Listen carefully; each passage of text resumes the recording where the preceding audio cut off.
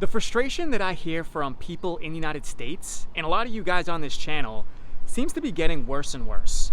In fact, I speak to many of you on this channel, and some of the things that you're getting real fed up about, I mean, obviously the politics, the woke culture, the weather for some of you, the dating scene for a lot of you, cost of living, obviously, homelessness, drug use, all this stuff seems to be going up. And now you're finally reaching your tipping point. And I get it, because back in 2022, that is pretty much how I felt living just outside of Boston. Really what I was looking for is more freedom, lower cost of living, less stress, better dating prospects, more traditional feminine women, just an overall better quality of life. And that's exactly what I found here in South America. And in fact, a lot has changed since 2022. We have new things like the AI takeover. More and more people are talking about the entire Western society collapsing, such as US, Canada, UK. So in this video, I'm gonna break down the 5 biggest reasons why you should consider moving out of America before it's too late, or at least start considering a backup plan just in case. And by the way, if you're new here, I'm Alex. On this channel, I share everything that I've learned about leaving the United States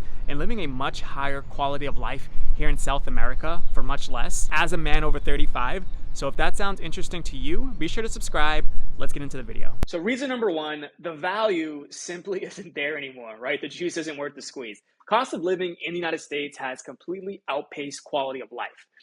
Groceries, rent, transportation, healthcare, I mean, these are all things that are outrageous compared to other countries that you go to. Even just basic necessities is becoming out of control. Rent obviously is crazy, especially if you're in a major city like I was just outside of Boston.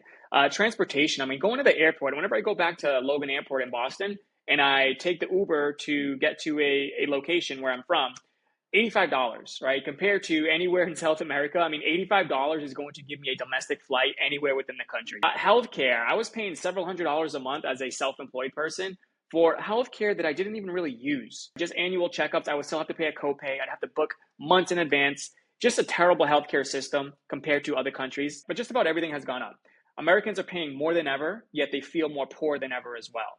But once you step outside the United States, instantly you'll see how far your money can go. And what I'm noticing is millions of people in the United States are literally homeless, right? If they're not living on the streets, then they're living in sheds. And if they're not living in sheds, then they're living in storage units. Or if they're not living in storage units, they're living in their cars. A lot of people do this. Guys, I'm in sales. I was just talking to someone the other day who has his own business. Okay, one of the offers that I work on is we help people build their social media if they own a business. This guy has his own business and he's literally living in his car, so that he doesn't have to pay high rents and he can actually build his business with less stress. So this isn't uncommon. Homelessness is now becoming the norm for a lot of middle-class people. Now in cities like Boston, where I grew up, my brother's actually looking for a house right now to purchase, his first home with him and his wife. And there's like starter homes north of Boston, like 30, 40 minutes outside, cost 700,000, guys, 700,000. Even when he puts down like 100 grand, imagine carrying that mortgage, the property taxes, which are going up, the insurance, the utilities. You add groceries on top of it. You add children on top of it. Guys, this is becoming very difficult to live a decent life in the United States, which is why I say the value isn't even worth it. So it's no wonder that Americans are drowning in debt. Meanwhile, here in South America, you can rent a beautiful modern apartment for $500 a month, $400 a month. If you want to rent on Airbnb and have everything furnished, $700, $800 a month. If you want to start a family someday, you want to have 3 to 5 children or more, labor here is super affordable. If you want to hire nannies, if you want to hire housekeepers, chefs, you can do all that for a fraction of the price. Good luck trying to hire help in the United States. You have to be a millionaire at least, probably more like a multimillionaire to have that type of lifestyle. Not true in South America and most other places in the world. So the truth is simple. America used to be a great deal. I think back in the 60s and 70s, that's when it was on the rise. That's where America was great. Now it's overpriced, it's overtaxed, it's overstressed. Inflation is only going to keep going up. The government's in so much debt. They're going to keep printing money. And if you've never been outside of North America, just take a short trip to a place like South America and see what kind of value actually exists in the world today. Number 2, similar to the first point, America is now in its decline. So here's the hard truth, guys. Every civilization rises and falls. And the US is officially in its decline phase. And it's been that way for maybe a couple decades now. And I don't think this is even opinion anymore, right? It's just observable reality. The dollar's losing its dominance globally. The national debt is out of control and getting worse and worse. Crime is rising. Homelessness is exploding. There's now different types of homelessness. It's not just living on the streets. Like I said, it's living in sheds, tents, storage units, cars. The average American feels overworked, they're overtaxed, and they're underpaid, which leads to depression, suicide, drug use. Addiction rates are climbing, especially amongst men. And when a country reaches a point where the people can barely afford eggs or just basic food necessities, basic healthcare, or housing, yet they're told that they're still lucky to live there and that they're living in the best country in the entire world, that's not freedom. That's actually delusion. Meanwhile, regions such as South America, Southeast Asia, these places are on the rise, guys. I'm currently in Paraguay. To me, Paraguay feels like the United States back in the 70s. And many people will say the same thing. And if you ask me, I'd rather be in a region that's moving upward than one that's falling apart. Reason number 3 is artificial intelligence, or the AI takeover. So AI is already replacing millions of jobs today, right? And it's only the beginning. This is only going to keep getting worse. Most people aren't prepared for what's coming. The ones who rely on traditional employment, such as customer service roles, data entry, copywriters, transportation, really probably 60-70% of the population are at serious risk. More and more companies are going to automate.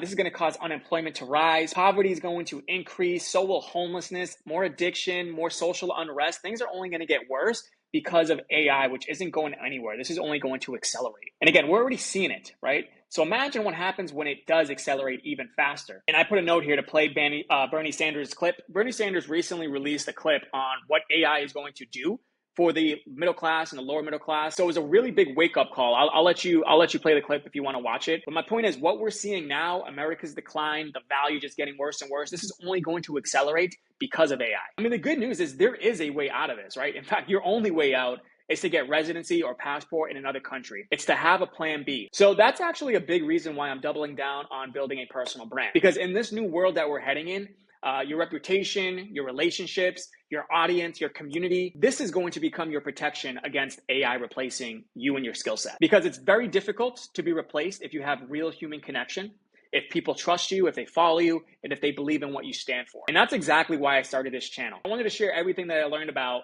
building freedom, building remote work, lifestyle design, getting clarity on what it is that you want out of your life, moving abroad, specifically in South America, dating abroad, right? For a lot of you single guys, I'm going to talk about another reason why you should leave, and doing all this before it's too late. So again, now is the time to skill up. Now is the time to save as much as you can, earn as much as you can before AI continues to replace more and more people, while also moving to a less taxed, lower cost of living, more free country where you can live the rest of your days in fulfillment, peace, and abundance. All right, number 4 is feminism, woke culture, and modern dating. So this is going to be for the single guys on this channel. This is going to trigger some people, but the reality is if you're a heterosexual male who leans more masculine, which is probably 80 to 90% of you guys who watch this channel, and you value traditional dynamics such as leading, protecting, providing for your women and your family, then the modern US dating culture isn't built for you anymore, right? The rise of third wave feminism and woke ideology has completely flipped the script. Many women now see traditional femininity, having family, being feminine as a sign of weakness.